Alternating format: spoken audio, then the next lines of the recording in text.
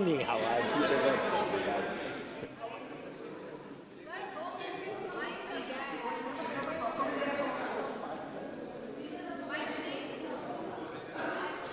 हो जाएगा, स्टार्ट करो। अध्यक्ष महोदय जी, मैं आपकी बहुत धन्यवादी हूं कि आपने मुझे चुनावी सुधारों पर बोलने का मौका दिया है, खासकर इसलिए क्योंकि मैं एक नई सांसद हूं, मुझे दूसरों का नहीं पता उनका कैसा अनुभव रहा, लेकिन पिछला ये एक साल मेरे लिए खासकर विपक्ष से रिलेटेड जो है बहुत ही ज्यादा चिंताजनक रहा है। एक तरह से ट्रॉमेटिक मैं इसे कह सकती हूँ। हर दिन इन्होंने यहाँ पे तमाशा किया है, हमारा दिल दहल जाता था इनको देखकर। एसआईआर ये वेल में उतर जाते थे। यहाँ पर इन लोगों ने डराना, धमकाना, धक्का मुक्की, ऐसा कोई इन्होंने किसी तरह की कोई बदतमीजी नहीं है जो एक भी दिन इन्होंने संसद भवन चलने नहीं दिया। हम जनता के प्रतिनिधि हैं, हम यहाँ पर उनकी आवाज लेकर आते हैं, हम कुछ सीखने आते हैं, हम नए सांसद हैं।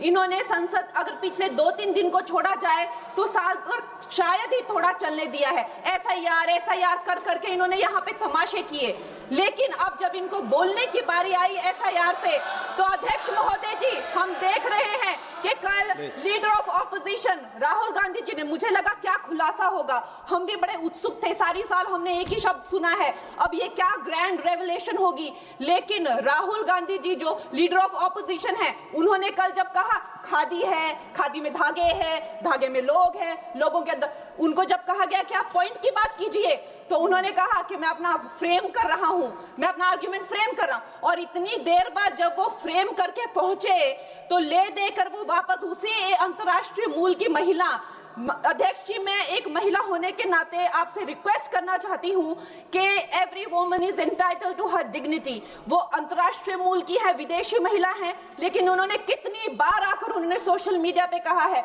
कि मैं कभी भारत नहीं गई हूं, मेरा हरियाणा चुनाव से कुछ लेना देना नहीं है। लेकिन फिर भी ये लोगों ने बिना किसी ठोस सबूत के उनका यहाँ पे फोटो बना के उन्होंने उनको उछाला, यहाँ पे उनकी तस्वीर उछाली यहाँ पर और यहाँ पर प्लेक कार्ड यूज करना भी अलाउ नहीं है। इन्होंने फिर भी नियमों का उल्लंघन किया।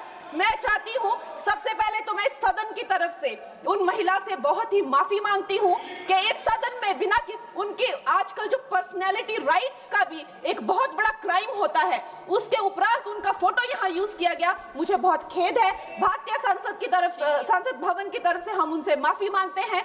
और ये देखिए महिलाओं का हमेशा ये अपमान करते हैं, लेकिन हमारे प्रधानमंत्री चाहे बेटी बचाओ बेटी पढ़ाओ हो, महिलाओं को शौचालय देने से लेकर, महिलाओं को गैस देने से लेकर, महिलाओं को जो है वो छात्रवृत्ति, न जाने कितनी ऐसी योजनाएं हैं।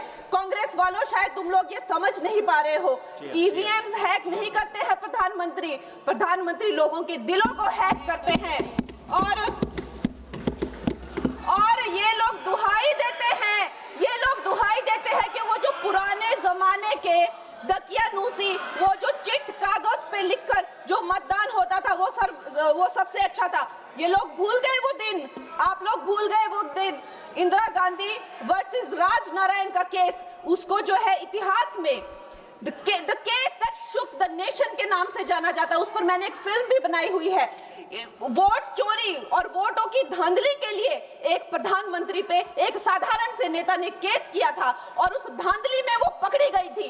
हर उनका जो आरोप है उसमें सच सिद्ध किया गया था और रातों रात उनको कुर्सी छोड़ने के लिए कहा गया था और रातों रात जो है उनको ये आदेश दिया गया था कि आगे इतने सालों तक आप कभी जो है वो चुनाव लड़ नहीं सकते। ये धांधलियां इन्होंने करी हुई हैं और ये जो है उस टाइम के बैलेट बॉक्सों को उठाकर ले जाते थे ये लोग, और आज कहते हैं कि इनको ईवीएम्स जो है वो हैक हो जाते हैं। अध्यक्ष महोदय जी मैं इनको याद दिलाना चाहती हूँ, प्रियंका गांधी जी कहती हैं कि छोड़ो पुरानी बातें, हम पुरानी बातें नहीं करेंगे, हम पुराने लोगों के बारे में नहीं बोलेंगे। तो मैं ये जानना चाहती हूँ कि आपकी जो माता जी हैं वो तो आपकी अध्यक्ष है और इस वक्त की वो अध्यक्ष है, उनकी जो है आप देखिए जब उनकी नागरिकता नहीं थी, जब उनके पास 1983 में नागरिकता आई, उसके कितने साल पहले से वो वोट देती आ रही हैं। तो ये जो इनका जो परिवार है, एंटाइटलमेंट से जो ग्रस्त ये इनका परिवार है, ये प्रियंका गांधी जी को भी याद रखना चाहिए। चाहे आपका भूतकाल हो, चाहे आपका वर्तमान हो, आप सब लोग, चाहे ईवीएम हो या चाहे कागज पे लिखा हो, जब आप लोगों के चरित्र में जो है किसी तरह की मर्यादा नहीं है। आप लोगों ने कभी भी इस देश का, यहाँ की कानून व्यवस्था का, संविधान का कभी आप लोगों ने सम्मान नहीं किया हुआ है। और अध्यक्ष महोदय जी, बिहार में जैसे ही एसआईआर आया, एसआईआर लागू हुआ, हमारी सरकार ने जो है कम से कम 60 लाख से ज्यादा अवैध, अब ये जो सारे अमाननीय वोट कार्ड है, ये सिर्फ घुसपैठियों के नहीं है। कुछ ऐसे लोग हैं जो माइग्रेट हो गए हैं, कुछ ऐसे भी लोग हैं जो इस दुनिया में है ही नहीं। 60 लाख से ज्यादा। और अगर वो लोग जेन्युइन थे तो उन्होंने, किसी ने तो रिक्वेस्ट करनी चाहिए थी कि भाई मेरा वोटर आईडी कैंसिल हुआ है। उसके उपरांत जो है 21 नए वोटर आईडी जो है उन्होंने दिए हैं। और इस तरह का एक माहौल बना बिहार में कि आज तक की सबसे ज्यादा वोटिंग जो है 67% वोटिंग हुई।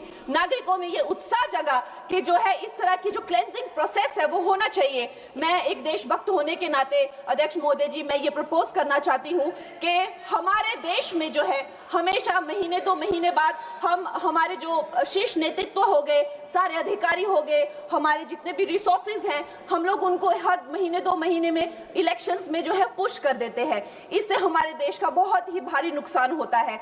और मैं ये चाहूंगी कि 1 नेशन 1 इलेक्शन, जो नरेंद्र मोदी प्रधानमंत्री जी जो कहते हैं कि एक वोटिंग जो है डेमोक्रेसी के उत्सव के रूप में, जैसे कि दिवाली होती है, होली होती है, उस रूप में मनाया जाए। क्योंकि ये सिर्फ सरकार का ही नुकसान नहीं है, 10,000 करोड़ से ज्यादा का जो नुकसान होता है सिर्फ वही नहीं है, लेकिन मुझे लगता है कि धीरे धीरे हमारे जो नागरिक भी है उनमें जो वोटिंग फटीक है, बार बार उन्हें जागरूक करना, बार बार कई जगहों से जहां वो काम करते हैं वहां से उनको ट्रैवल करके अपने नेटिव प्लेसेस पे आना और बार बार मार्केटिंग करके, it is exhausting for the whole ecosystem. तो मैं ये प्रपोज करना चाहती हूँ कि 1 नेशन 1 इलेक्शन को लाया जाए। और ये जो भी हमें जिस तरह की जो असुविधा होती है हर महीने 2 महीने में इलेक्शंस की, उससे जो है हम बच सकते हैं। जय हिंद। धन्यवाद जी। माननीय सदस्य मियां अल्ताफ अहमद जी।